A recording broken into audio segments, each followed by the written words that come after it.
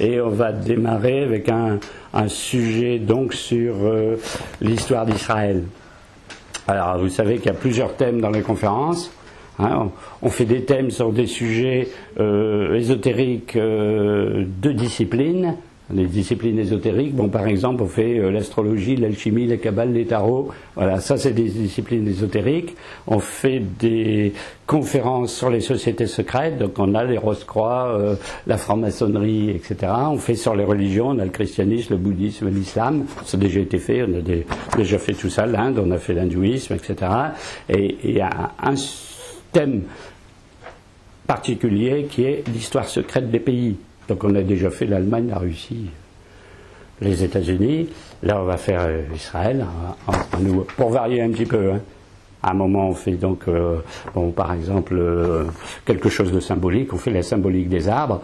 Après on passe à un sujet historique. Après on fait une discipline. Après on fait une société secrète. Pour pas toujours avoir un peu la même chose. Hein.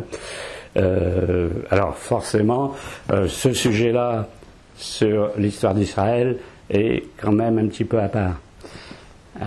Parce que il y a des questions d'actualité qui concernent encore ce pays et le Moyen-Orient.